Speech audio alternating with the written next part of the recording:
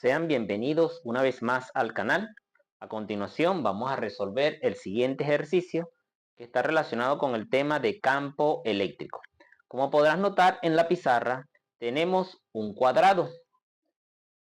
Aquí tenemos 10 centímetros, 10 centímetros, 10 centímetros y 10 centímetros. En sus vértices tenemos tres cargas positivas.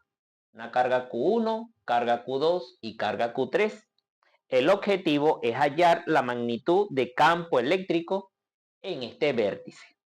Lo primero que vamos a realizar es una representación vectorial en este punto. Si tenemos tres cargas, entonces debemos representar tres vectores de la siguiente manera. Si en este punto, que es donde vamos a hacer el estudio de campo eléctrico, tenemos una carga de prueba. Recuerda que la carga de prueba siempre es una carga positiva.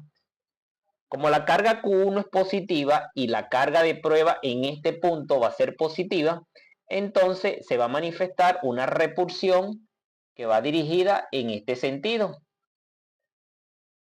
Esa repulsión la representamos por medio de ese vector que lo vamos a identificar con la variable E1, que significa magnitud de campo 1. Entre la carga Q2 y la carga de prueba también se va a manifestar una repulsión. Esa repulsión va dirigida en este sentido. Esa repulsión la representamos por medio de un vector que vamos a identificar con la variable E2, que significa magnitud de campo 2. Y entre la carga Q3 y la carga de prueba se va a manifestar una repulsión que va dirigida en este sentido. Como te darás cuenta, la carga de prueba se aleja de la carga Q1, la carga de prueba se aleja de la carga Q2 y la carga de prueba se va a alejar de la carga Q3 debido a una repulsión. Ese alejamiento lo representamos por medio de un vector que vamos a identificar con la variable E3, que significa magnitud de campo 3. El siguiente paso es hallar la magnitud del campo 1, la magnitud de campo 2 y la magnitud de campo 3. La constante electrostática en el vacío tiene un valor de 9 por 10 elevado a la 9 newton metros cuadrados sobre coulomb cuadrado. Ese valor lo vamos a colocar tanto acá como acá como acá. La carga Q1, la carga Q2 y la carga Q3 nosotros la conocemos. Allí están sus valores. La distancia que hay desde la carga puntual Q1 hasta la carga de prueba serían 10 centímetros. La distancia que hay desde la carga Q2 hasta la carga de prueba no la conocemos. Si te das cuenta, acá se está formando un triángulo rectángulo. Partiendo de ese triángulo rectángulo, entonces esta distancia o este segmento nosotros lo conocemos que son 10 centímetros. Y debes tomar en cuenta que en un cuadrado sus ángulos internos miden 90, 90, 90 y 90.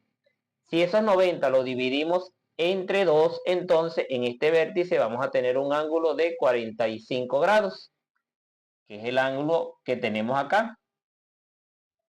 Como nosotros conocemos el cateto adyacente al ángulo, que son 10 centímetros, y conocemos el ángulo, entonces haciendo uso de razones trigonométricas, en este caso la razón del coseno, nosotros podemos hallar esta longitud que sería la hipotenusa en este triángulo rectángulo.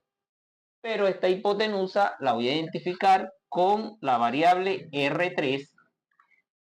En este caso sería la variable R2, que va a ser la distancia que hay desde la carga Q2 a la carga de prueba. Escribimos de la siguiente manera: coseno de 45 va a ser igual al cateto adyacente, que son 10 centímetros, dividido entre la hipotenusa, que en este caso es R2, que no la conocemos. R2 lo escribimos acá y coseno de 45 acá. Vamos a tener que R2, que es la distancia 2, va a ser igual a 10 centímetros dividido entre el coseno de 45. Haciendo uso de la calculadora, entonces escribimos 10 entre coseno de 45 y le damos igual. Eso nos está dando un valor de 14,14. R2 va a ser igual a 14,14 centímetros. Si nosotros dividimos esos 14,14 centímetros entre 100, lo estamos transformando a metros. Podemos escribir entonces que R2, que es la distancia 2, va a ser igual a 0,14 metros. Estos 10 centímetros también lo podemos transformar a metros. Dividimos 10 centímetros entre 100 y nos da como resultado 0,1.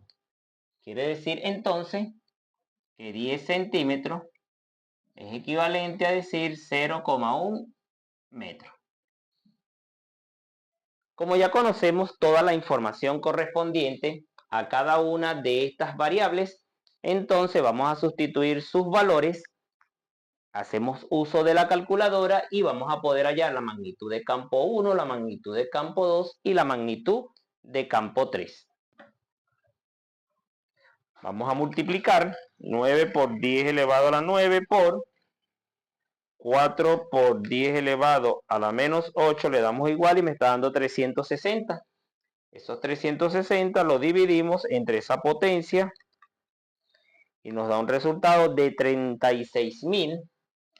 Esto nos está dando un resultado de 36.000 newton sobre coulomb.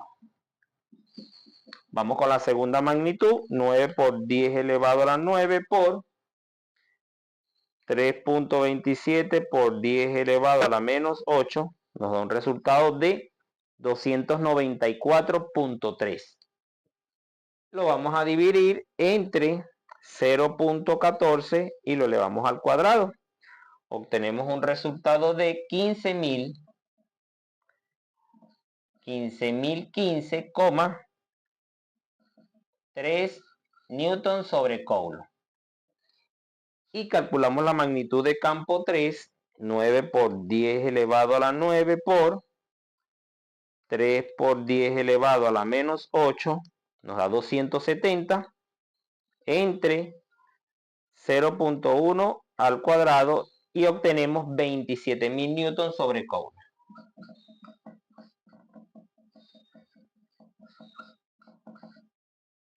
Muy bien, como ya conocemos la magnitud de campo 1, 2 y 3, vamos a realizar una representación vectorial de estas tres magnitudes. Esta magnitud que tenemos acá y esta magnitud que tenemos acá y esta magnitud que tenemos acá. Para ello vamos a borrar esta parte para hacer un plano cartesiano. Representando estas tres magnitudes en el plano cartesiano, entonces tenemos la magnitud de campo 1 que va desde el origen. Esta es la carga de prueba. Esta carga de prueba, la magnitud de campo 1 va en este sentido. Vamos a colocarla por acá. Y aquí tenemos la magnitud de campo 1. La magnitud de campo 2 va en este sentido. Vamos a dibujarla por acá.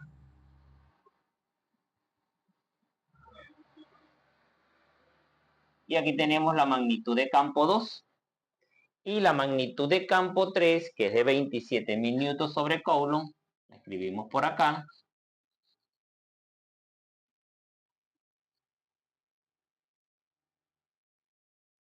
Magnitud de campo 3.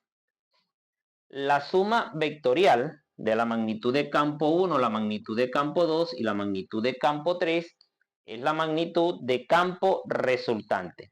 Pero para poder realizar esa suma, entonces vamos a descomponer este vector en sus componentes rectangulares. Entonces aquí vamos a tener una componente componente 2 en el eje X, y acá vamos a tener una componente 2 en el eje Y.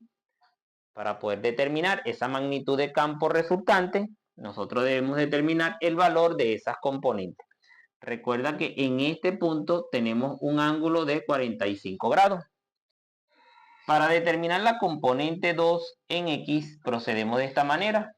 Vamos a multiplicar la magnitud de campo 2 por el coseno del ángulo. Sustituyendo, tenemos que la componente 2 en X va a ser igual, la magnitud de campo 2 es de 15.015,3 newton sobre Coulomb multiplicado por el coseno de 45, que es este ángulo que tenemos acá.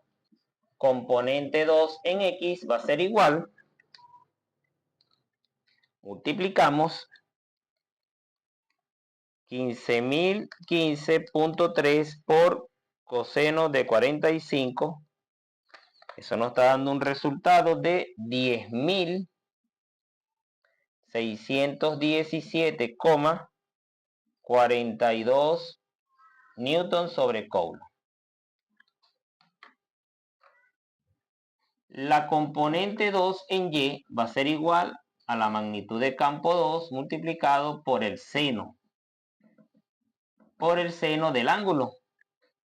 Componente 2 en Y va a ser igual a 15.015,3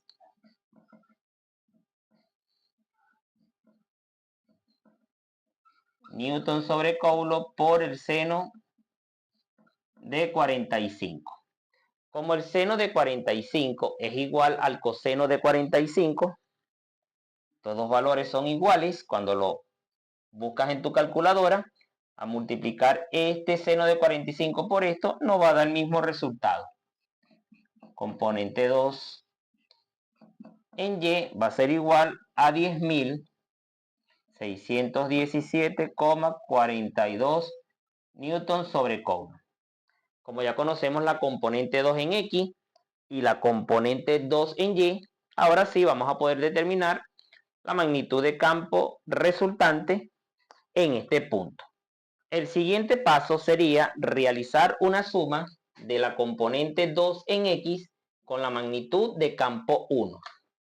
La componente 2 en X tiene un valor de 10.617.42 más la magnitud de campo 1, que es de 36.000, y eso nos da un resultado de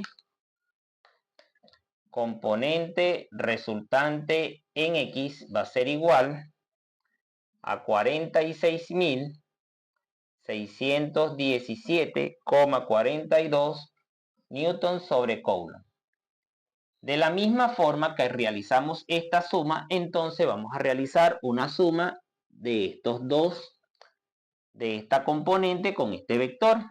La componente 2 en Y, que es de 10.617.42, lo vamos a sumar con la magnitud de campo 3, que es de 27.000.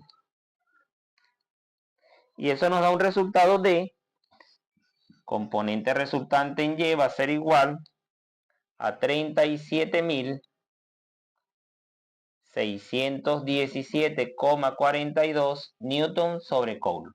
Con estos dos resultados vamos a aplicar el teorema de Pitágoras y vamos a poder obtener la magnitud de campo resultante en ese punto. Para hallar esa magnitud de campo resultante, aplicamos teorema de Pitágoras, donde vamos a sustituir la componente resultante en X, lo elevamos al cuadrado, más la componente resultante en Y lo elevamos al cuadrado. ¿Qué vas a hacer? Vas a sustituir estos dos valores y haces uso de tu calculadora. La componente resultante en X, 46.617.42, lo elevamos al cuadrado, más la componente resultante en Y, 37.617, lo elevamos al cuadrado, cerramos paréntesis, y eso nos está dando un resultado de 59.902,03 newton sobre coulomb. Y este resultado es la magnitud de campo resultante en este punto, dado 3 cargas puntuales positivas. Hasta aquí el video. Suscríbete al canal y hasta una próxima entrega.